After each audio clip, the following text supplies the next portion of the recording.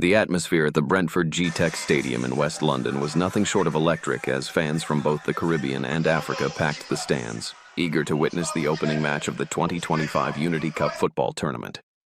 Excitement buzzed through the air, a vibrant display of colors and chants from supporters rallying behind Jamaica and Trinidad and Tobago. This historic event promised fierce competition and unforgettable moments, and both teams were ready to make their mark. The stage is set.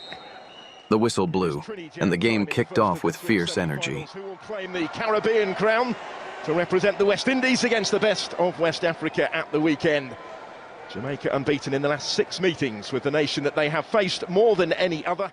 From the very first whistle, it was clear this would be a match to remember, a true showcase of skill, resilience, and national pride.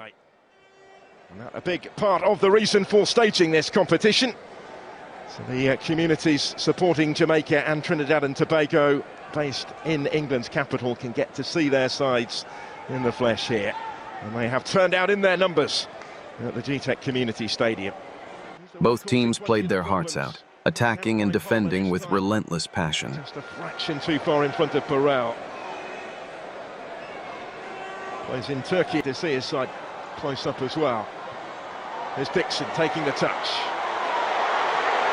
And it did open up for a sight of goal for John Russell, but he didn't quite get there. 24 minutes into the first half, a pivotal moment unfolded. Trinidad's Jamel Jack, trying to intercept a Jamaican attack, fouled a Jamaican player just inside the penalty area. There's the penalty. And the opportunity for the Reggae Boys to strike first in West London. The referee immediately awarded Jamaica a penalty. The Trinidad and Tobago supporters, who are stationed behind Marvin Phillips's goal. Cassie Palmer stepped forward with confidence, For Casey Palmer, he's the one that is going to... calmly placing the ball beyond the Trinidad goalkeeper. The stadium erupted as Jamaica took an early lead, 1-0, igniting the Jamaican supporters' cheers and chants. Jamaican colours.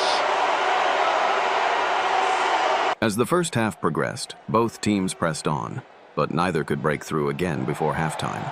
The score remained 1-0 in favors of Jamaica, setting the stage for an exciting second half. And it was a dangerous ball across goal that Burrell couldn't quite reach.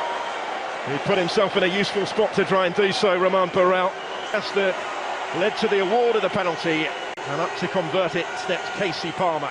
Just past the midway point of the first half. Panenka penalty from Palmer to put them in front to score his first international goal for Jamaica.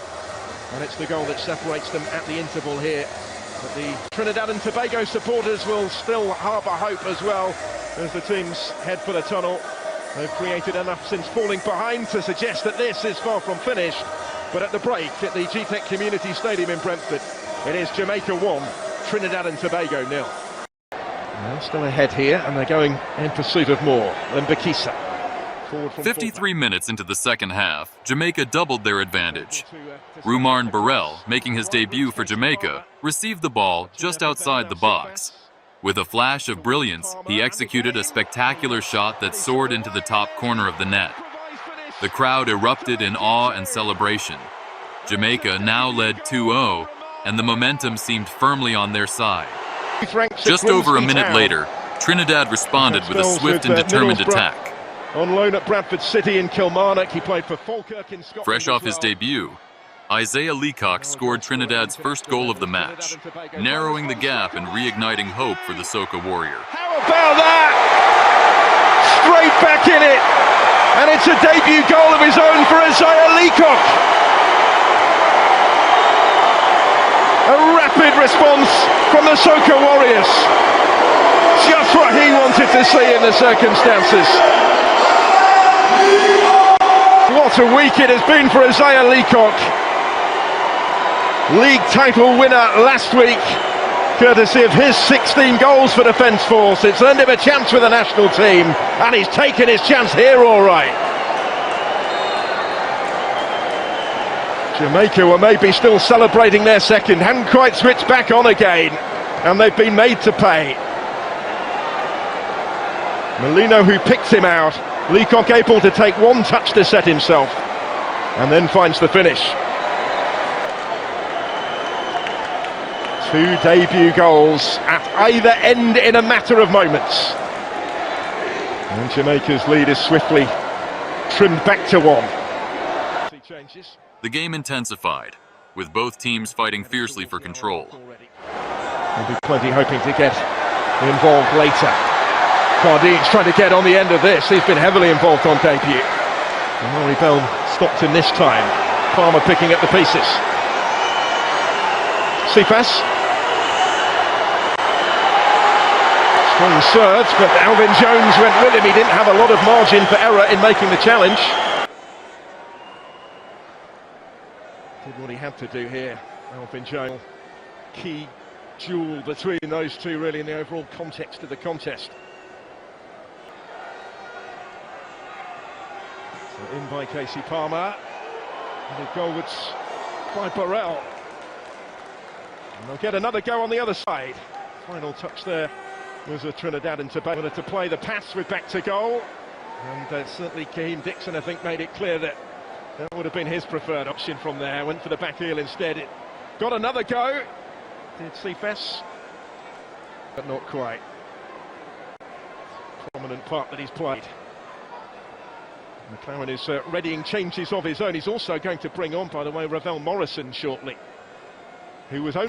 He's had a lot of time to think about it. Then, in the 68th minute, Trinidad struck again. A free kick taken by Rio Cardinez was headed by Kevin Molino off the goalpost, rebounding into the net. The score was now level at 2-2, turning the match into a tense, nail-biting contest. 2-2.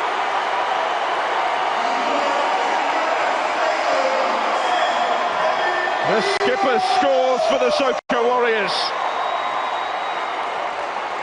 He was the one in the right place to profit after that brilliant free kick from Rio Cardinez. Davis's luck out in goal. And from two behind, TNT back on terms. Hit the post, bounced off the goalkeeper, and then in from Molino for goal number 25 of his distinguished international career. Both teams pushed for a winning goal, knowing that if the game ended in a draw, it would be decided by penalties. But Jamaica so close to re-establishing their advantage. As the clock ticked into the final minutes of regulation and into the 5 minutes of extra time, the tension reached its peak. In the 93rd minute, Trinidad's goalkeeper Marvin Phillips committed a crucial mistake. He brought down Reynolds Cephas inside the penalty area, conceding a second penalty for Jamaica. Penalty of the game, which might ensure that a penalty shootout is not required after all. Real drama right at the end, midway through stoppage time. He did brilliantly to get on the end of it, to get there first. Well, it slipped it through to him. Got in front of Justin Garcia. Marvin Phillip had to come. There was no margin for error as he flung himself at the feet of Ronaldo. And referee Barrett has pointed to the penalty spot for the second time in the game. Well, Phillip was beaten by a Panenka from Casey Palmer in the first half. Palmer long since substituted, so it's going to fall instead to Richard King, I think, here to maybe win the game. The stadium held its breath as Richard King stepped up to take the decisive shot. On Friday to win the Premier League title in the playoff final domestically. What he has never done yet is score for Jamaica. It's cap number 23 for the centre-back tonight. He's the one that has the responsibility on his shoulders. Up against Marvin Phillip. Powerful penalty. With nerves of steel, King calmly slotted the ball into the back of the net, sealing Jamaica's victory. Richard King from the spot. The Reggae Boys, the Kings of the Caribbean tonight. Although in the midst of all those celebrations, they will remember that they conceded almost from kickoff when they scored earlier in their second half. But they are almost there. Richard King kept his composure. A wonderful week from the penalty spot it has been for him. Just 4 days ago, and now a first international goal. And Marvin Phillip, who conceded it, just couldn't quite keep it out. Two really contrasting penalties we've seen from Jamaica today. The Panenka in the first half, and then the power, the laces through it, into the postage stamp. And Jamaica lead again.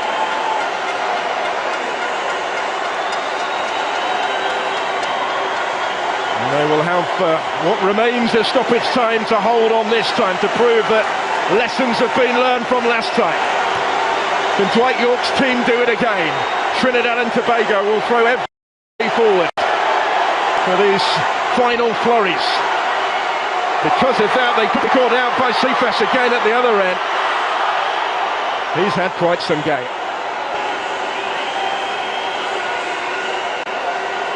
And it's a game really that could have gone either way. A game that has encapsulated everything that this Unity Cup was designed to be about.